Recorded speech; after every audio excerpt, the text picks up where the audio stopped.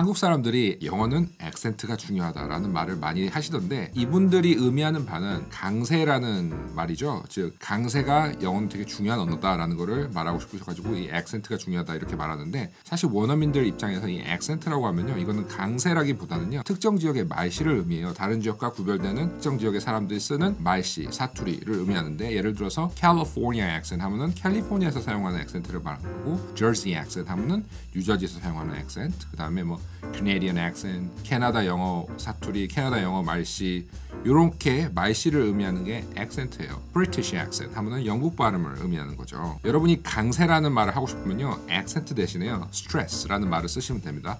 stress, 강세, accent, 말씨 이렇게 정리를 하시면 되겠어요. 그래서 오늘은 stress, 강세에 관해서 이야기를 해볼 건데요. 강세를 잘 하시고 싶으시면요 이 세 가지를 기억하시면 돼요. 바로 고, 강, 장입니다. 고는 음을 높게, 강은 호흡을 강하게, 장은 음을 길게 발음하는 것을 의미합니다.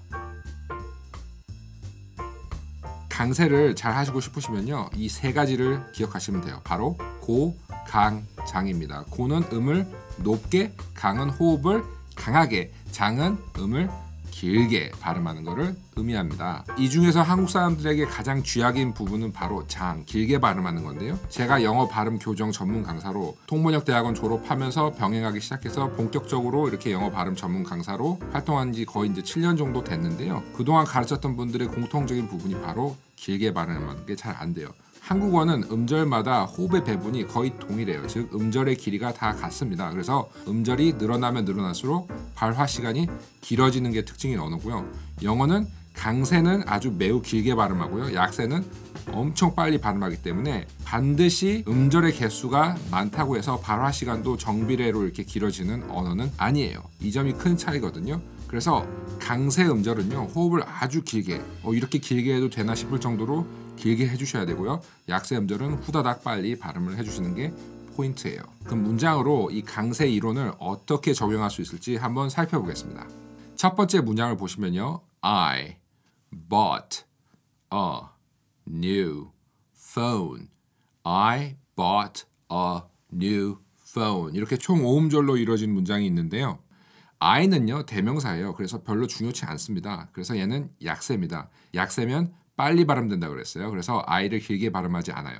뒤에 오는 bought는 새로운 정보, 신정보, 동사입니다. 그래서 강세가 있습니다. 그래서 I랑 bought를 비교할 때 bought이 훨씬 더 길게 발음돼요. 그래서 I bought 이렇게 발음하면은 거의 동일한 길이로 발음한 거고요. I bought 이렇게 하면은 들으셔서 알겠지만은 bought에다가 훨씬 더 길게 호흡을 준 거를 여러분 느끼실 수 있을 거예요. 그래서 딴딴 요 정도 길이로 발음을 해주시는 거예요. 그래서 I bought.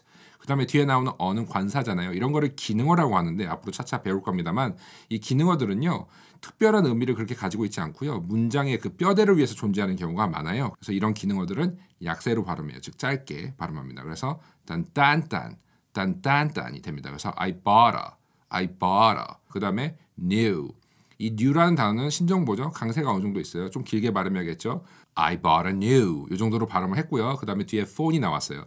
new가 꾸며주는 꾸밈을 받는 말이 바로 phone이기 때문에 얘는 강세를 가장 많이 받아요. 그래서 훨씬 더 길게 phone. 그래서 I bought a new phone. I bought a new phone. 이렇게 발음이 되는 거예요. 이해가 되세요?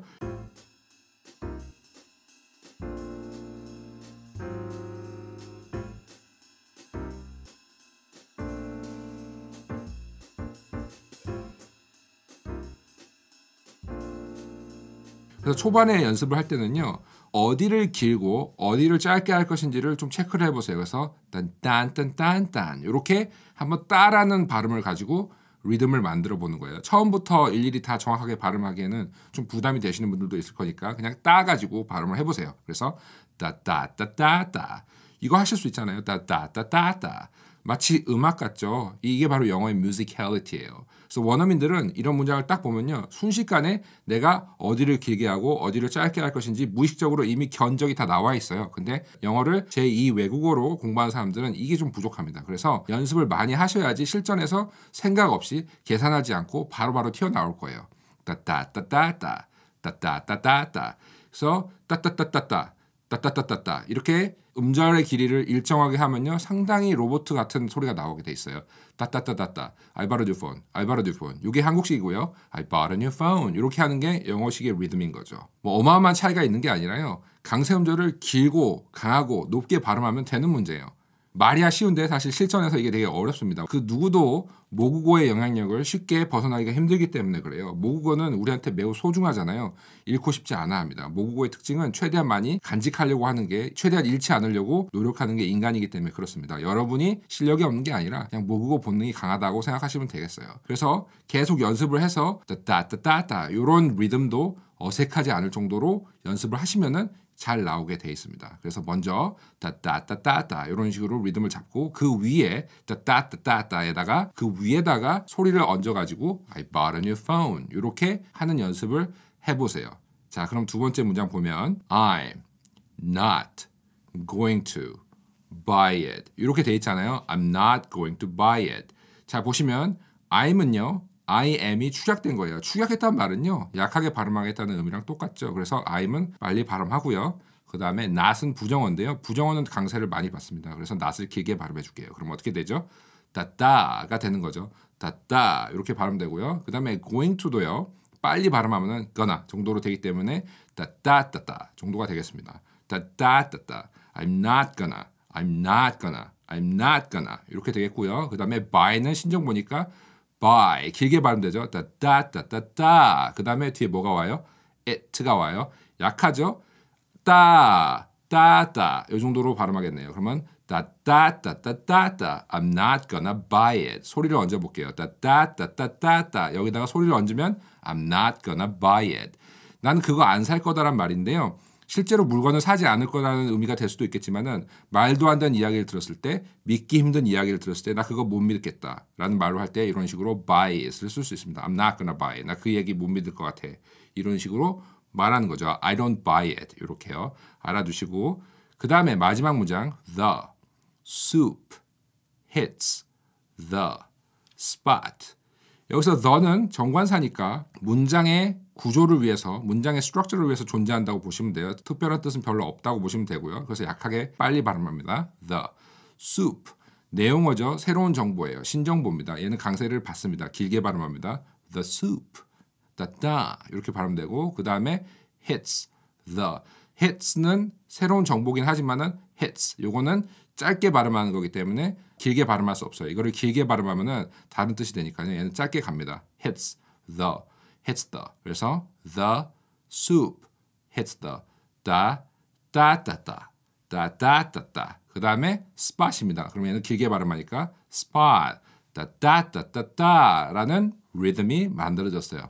따따따따따 이렇게 발음하고요. 그 위에다가 이 소리들을 얹히면 the soup hits the spot 이렇게 되는 거죠. The soup hits the spot. The soup hits the spot 이렇게 발음하는 겁니다. hit the spot 하면요. 어떤 부분 어떤 요건이 있는데 그 부분을 hit, 때려주는 거, 즉 달성한다는 의미인데요. 앞에 주어에 음식이 나오면요. 음식이 맛있으려면 필요한 필수 조건이 있는데 그 부분을 충족시켰다, 때렸다, 충족시킨다는 의미로 쓸 수 있어요. 그래서 맛있다라는 의미로 사용할 수 있어요. 이거는 informal하긴 한데요. 실전에서 원어민들이 회화에서 정말 많이 사용하는 표현이니까요. hit the spot. 알아두시기 바랄게요. 자, 다시 한번 정리하면 영어의 강세는 고, 강, 장. 이 중에서 잘 안 되는 게 장이니까 길게 발음한 연습, 약세는 약하게. 그래서 길고 짧고 음의 길고 짧음으로 인해서 장단의 효과, 즉 비트가 생기고요. 이게 바로 영어식 리듬이었어요. 이걸 잘 하셔야지 영어다운 인토네이션이 나올 수가 있는 거예요. 그래서 많이 연습할 필요도 없고요. 오늘 처음으로 이렇게 영어 읽는 거를 배우신다 이런 분들은 제가 앞에서 언급했던 이 세 문장만 꾸준히 연습을 하시고요. 그동안 영어를 좀 연습하셨던 분들은요. 자신이 공부하던 자료 중에서 몇 문장 떼어가지고 이렇게 따따따따 이런 식으로 분석을 한번 해보세요. 어디를 길게 하고 어디를 짧게 할 건지 계속 연습을 해보시고 원문이 있으시면은 원어민이 발음한 원어민의 장단과 내가 연습한 장단이 얼마나 비슷한지도 체크를 해보세요. 즉 녹음을 해서 비교를 해보시라는 거예요. 계속 이렇게 따라 연습만 하면은 내가 어디를 틀렸는지 판단하기가 되게 어려워요. 근데 녹음을 해서 들어보시면 극명하게 제 3자 입장에서 정말 냉철하게 어쩔 때는 잔인하게도 판단할 수 있기 때문에 훨씬 더 도움이 많이 되니까 두려워하지 마시고 녹음을 생활화 한번 해보세요. 아셨죠 여러분? 저는 앞으로 더 재미있고 유용한 자료로 여러분들 찾아뵐게요. Later.